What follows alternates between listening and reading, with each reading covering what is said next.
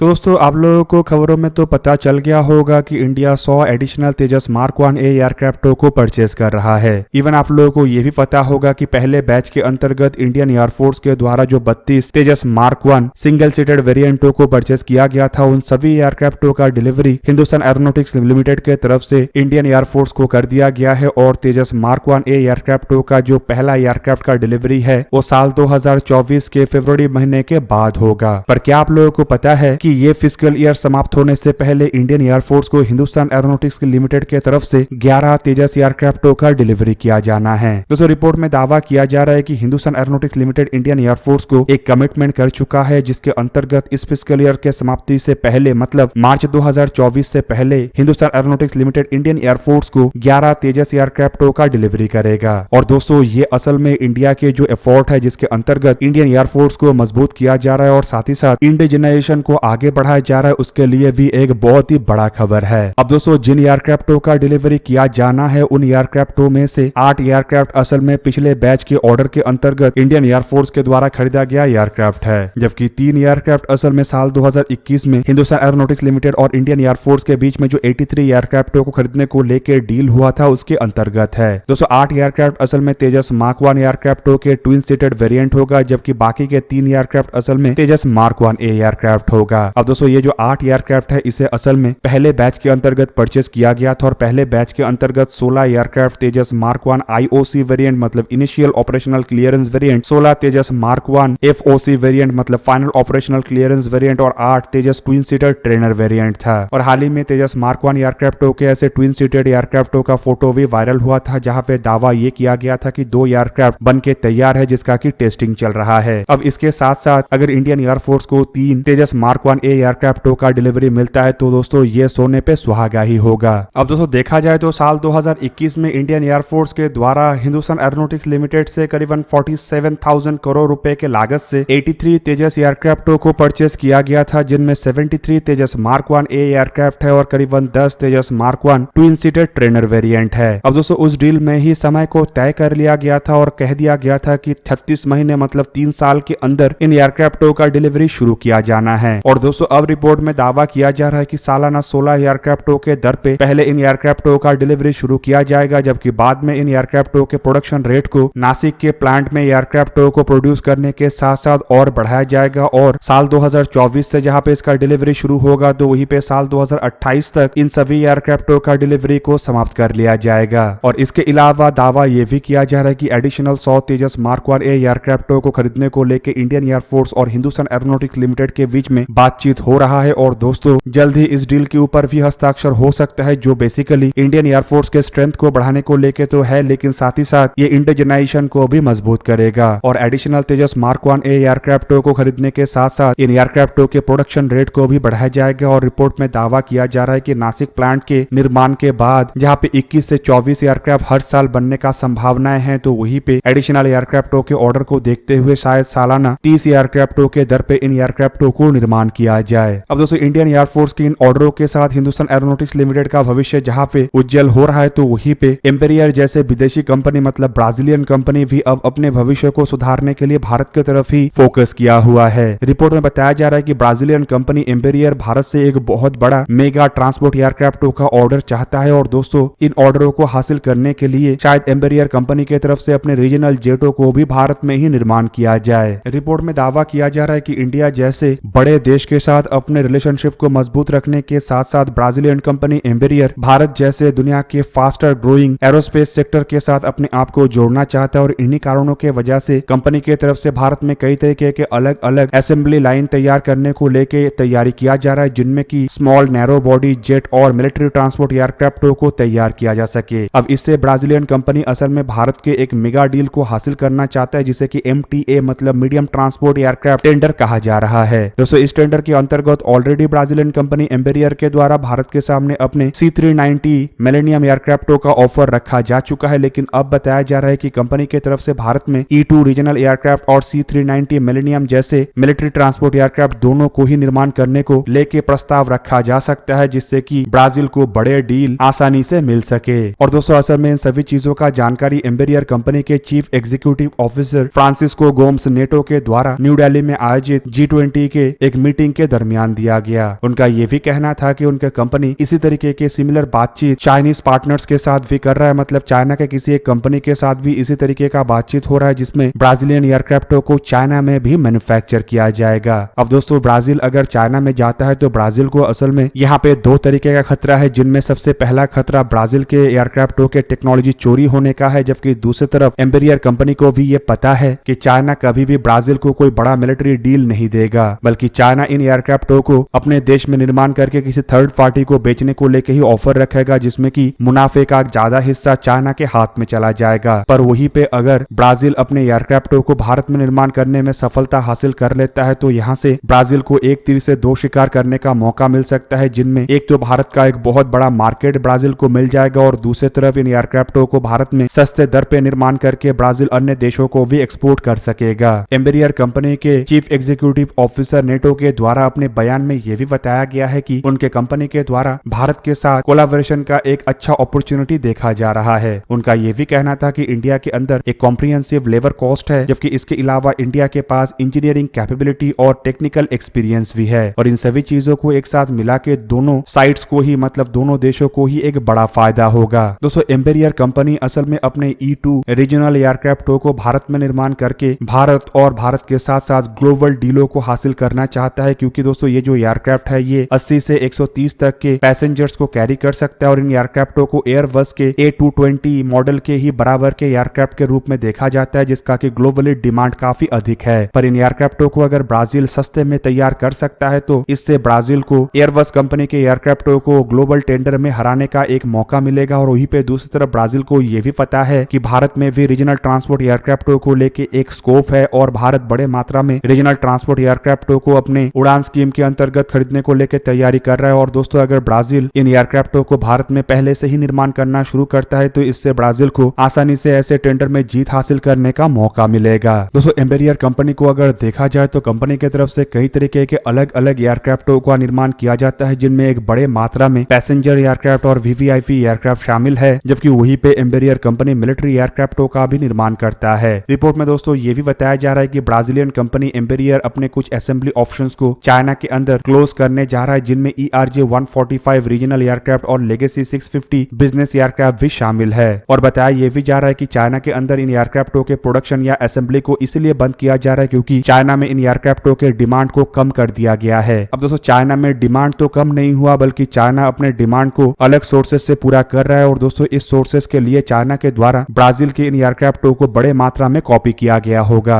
हालांकि एम्बेरियर कंपनी के chief executive officer NATO के द्वारा यह भी बयान दिया गया है कि चाइना ब्राजील के कुछ अन्य एयरक्राफ्टों को लेकर भी संभावनाओं का तलाश कर रहा है, और चाइना इन एयरक्राफ्टों के सर्टिफिकेशन चाहता है ताकि अपने कुछ एयरलाइनरों के लिए इसका इस्तेमाल कर सके। पर दोस्तों मेरा मानना यहाँ पे यह है कि चाइना अब एम्बेरियर के पुराने एयरक्राफ्टों को कॉपी करने के बाद अब नए एयरक्राफ्टों को कॉपी करने का तैयारी कर रहा है, और इसके लिए ही ब्राजीलियन कंपनी के सामने एक नया पैंतरा फेंका गया है। लेकिन दोस्तों साथ ही साथ मेरा यह भी मानना है कि अगर भारत ब्राजीलियन कंपनी एम्बेरियर के साथ कोई डील करता है और इन एयरक्राफ्टों को भारत में तैयार करने को लेकर कोई समझौता होता है तो क्लॉज के अंतर्गत एटलीस्ट इस बात को अवश्य रखा जाना चाहिए कि इन एयरक्राफ्टों को ब्राजील चाहे किसी और जगह में बनाए लेकिन चाइना में ना बनाए, क्योंकि अगर इंडिया के मिलिट्री में ऐसा कोई एयरक्राफ्ट शामिल होता है जिसका की जानकारी चाइना के पास हो तो ये आने वाले समय में भारत के लिए खतरनाक हो सकता है और भारत के जो सिक्योरिटी है उसे कॉम्प्रोमाइज कर सकता है। दोस्तों आप लोगों को क्या लगता है कि ब्राजील की तरफ से ये पैंतरा अपनाया जा रहा है, क्या इससे ब्राजील इंडिया के MTA टेंडर को हासिल कर सकेगा या फिर ये केवल मात्र एक प्रयास है जो कि आने वाले समय में फेल होगा? कमेंट करके अपने राय अवश्य बताइए। दोस्तों आज के इस वीडियो को यहीं पे ही करते समाप्त, किसी और एक दिन किसी और एक वीडियो में मिलेंगे, तब तक के लिए जय हिंद, वंदे मातरम।